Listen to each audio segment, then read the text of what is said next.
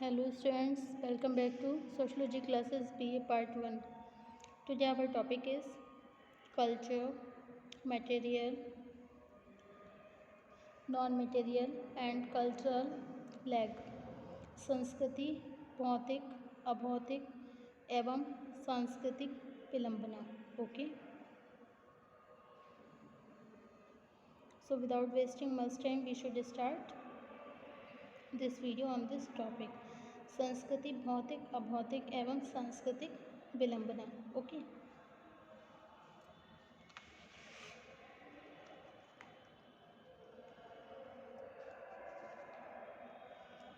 संस्कृति की अवधारणा को हम प्रथम प्रश्न पत्र के अध्याय 12 में विस्तार से स्पष्ट कर चुके हैं पहले भी.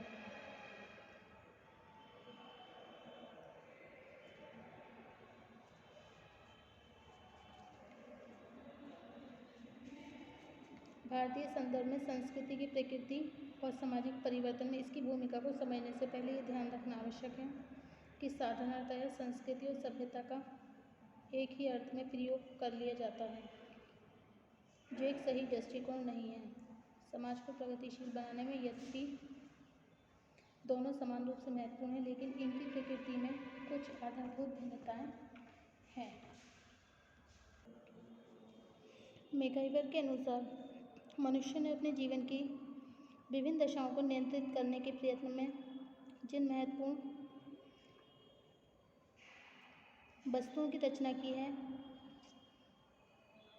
उन्हीं के संगठन अथवा विन्यास को हम सभ्यता कहते हैं. इससे स्पष्ट होता है कि सभ्यता संस्कृति का भौतिक पक्ष है. नंबर 2, यह भौतिक वस्तुएं एक साधन के रूप में हमारी आवश्यकताओं को पूरा करती हैं. नंबर 3, सभ्यता में भी एक व्यवस्था पाई जाती है, क्योंकि एक व्यवस्था के बिना विभिन्न प्रकार के भौतिक पदार्थ हमारी आवश्यकताओं को पूरा नहीं कर सकते. नंबर 4, सभ्यता का कोई भाग अनुपयोगी हो जाता है तो व्यक्ति उसे स्वयं छोड़ देते हैं. नंबर 5, इस प्रकार सभ्यता एक परिवर्तनशील धारणा है.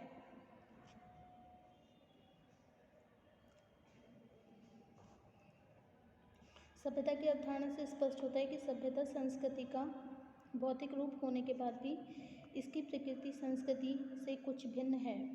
नंबर 1, सर्वप्रथम सभ्यता से संबंधित विभिन्न वस्तुओं की उपयोगिता के आधार पर उसकी माप की जा सकती है, लेकिन संस्कृति में बहुत से ऐसे विश्वास और नियमों का समावेश होता है जिनकी माप संभव नहीं है. सेकंड पॉइंट है, सभ्यता सदैव एक निश्चित दिशा की ओर आगे बढ़ती है, जैसे बैलगाड़ी के बाद रेल और रेलों के बाद वायुयान. इसके उपरांत चंद्रमा तक पहुंचने के लिए अंतरिक्ष यानों का विकास हुआ. संस्कृति के विकास की कोई निश्चित दशा नहीं होती. सभ्यता को सीखना सरल है.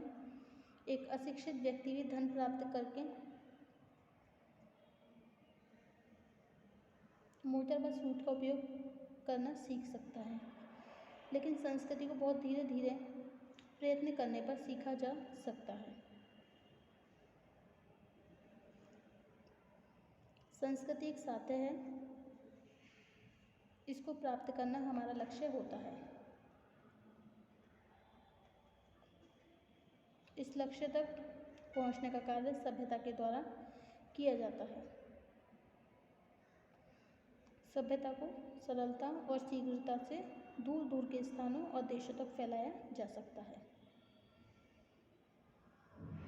दूसरी ओर संस्कृति का एक विशेष क्षेत्र होता है, इसलिए उसे दूसरे समाज में फैला देना सरल कार्य नहीं होता है.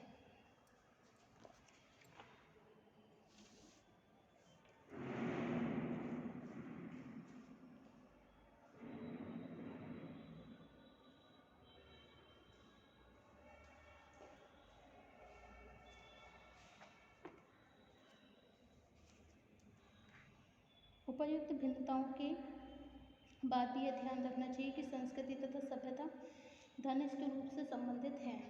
मैकइवर ने लिखा है, सभ्यता संस्कृति की वाहक है. इसका तात्पर्य यह है कि संस्कृति को स्थायी बनाने में सभ्यता एक माध्यम का कार्य करती है. नंबर 2, सभ्यता सांस्कृतिक क्रियाओं को सरल बनाती है. यदि सभ्यता से संबंधित उपकरण और यंत्र हमारे पास न होते तब हमारी संपूर्ण शक्ति प्राकृतिक विपत्तियों से संघर्ष करने में ही समाप्त हो जाती है और इस तरह व्यवहार के उपयोगी नियमों और तरीकों का विकास नहीं हो पाता। नंबर 3, सभ्यता संस्कृति का पर्यावरण है। इसका कारण यह है कि सभ्यता में विकास होने से सांस्कृतिक जीवन में भी तीव्र गति से परिवर्तन होने लगते हैं। नंबर 4, सांस्कृतिक सभ्यता की दिशा निर्धारित करती है। उदाहरण के लिए हमारा धर्म, नैतिकता, प्रथाएं तथा सांस्कृतिक मूल्य जिस प्रकार होते हैं उसी के अनुसार हम भौतिक विकास के क्षेत्र में आगे बढ़ते हैं।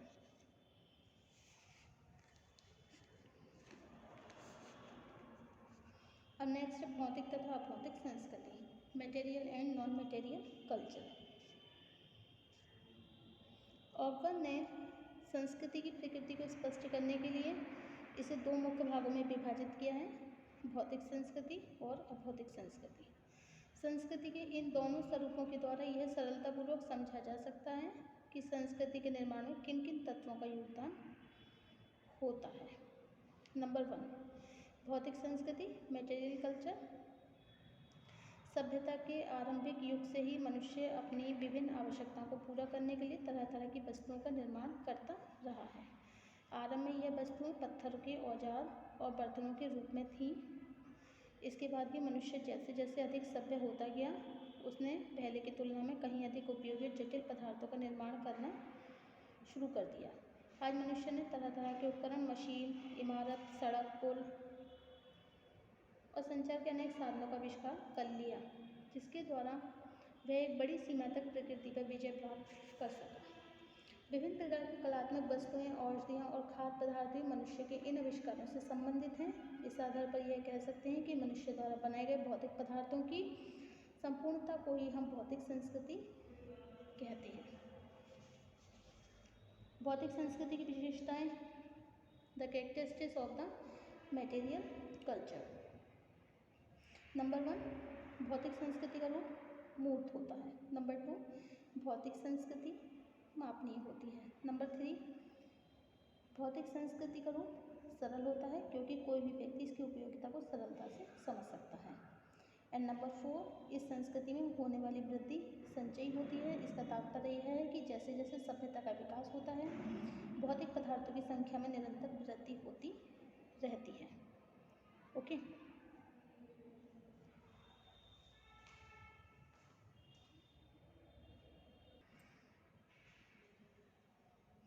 नेक्स्ट है अभौतिक संस्कृति, नॉन मटेरियल कल्चर। मैकाइवर का कथन है कि अभौतिक संस्कृति संपूर्ण संस्कृति का वह भाग है जो अमूर्त होता है। इस प्रकार मनुष्य जिन विभिन्न विश्वासों, विचार, नियमों, प्रथाओं, परंपराओं और शिष्टाचार के तरीकों में जीवन बिताता है वह सभी अभौतिक संस्कृति का निर्माण करते हैं। आरंभ में मनुष्य का जीवन बहुत सरल था, कुछ थोड़ी सी परंपराएं, विश्वासों में ही जीवन व्यतीत कर लेता था। सभ्यता के विकास के साथ मानव के विश्वास और विचार इतने जटिल रूप लेने लगे कि इनके द्वारा नीतिशास्त्र, धर्मशास्त्र और कानून शास्त्र जैसी शाखाओं का विकास हो गया। वीरिस्टेट का कथन है कि आज अभौतिक संस्कृति का क्षेत्र इतना व्यापक है, इसमें विभिन्न प्रकार के विश्वास, लोकाचारों, पौराणिक गाथाओं, साहित्य, वैज्ञानिक ज्ञान, कानून, प्रथाओं, जनरीतियों, संस्कार, कर्मकांड, शिष्टाचार के तरीकों और सदाचार के नियमों का समावेश देखने को मिलता है। कुछ प्रमुख विशेषताओं के आधार पर अभौतिक संस्कृति की प्रकृति को और अधिक स्पष्ट रूप से समझा जा सकता है। अभौतिक संस्कृति अमूर्त होती है, इससे संबंधित तत्वों को किसी स्थूल रूप में नहीं देखा जा सकता। नेक्स्ट पॉइंट है तुलनात्मक रूप से अभौतिक संस्कृति जटिल होती है। एंड नेक्स्ट, अभौतिक संस्कृति के विकास की कोई निश्चित दिशा नहीं होती। ओके, अब नेक्स्ट पॉइंट है हमारा भौतिक और अभौतिक संस्कृति में अंतर। संस्कृति के इन स्वरूपों की प्रकृति के आधार पर इनके बीच अनेक अंतर स्पष्ट होते हैं। संक्षेप में इन्हें इस प्रकार समझा जा सकता है। नंबर 1, भौतिक संस्कृति। नंबर 2 है अभौतिक संस्कृति। भौतिक संस्कृति मूर्त होती है और अभौतिक संस्कृति अमूर्त है। नंबर 2, भौतिक संस्कृति में जिन पदार्थों का समावेश होता है उनकी स्पष्ट माप की जा सकती है और अभौतिक संस्कृति की कोई माप नहीं की जा सकती। नेक्स्ट, भौतिक संस्कृति हमेशा विकास की दिशा में आगे बढ़ती है और अभौतिक संस्कृति के विकास की कोई निश्चित दिशा नहीं होती।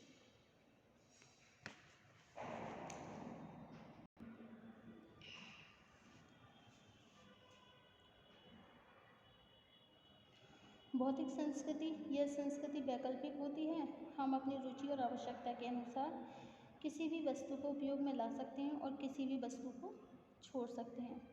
अभौतिक संस्कृति में बाध्यता का गुण होता है।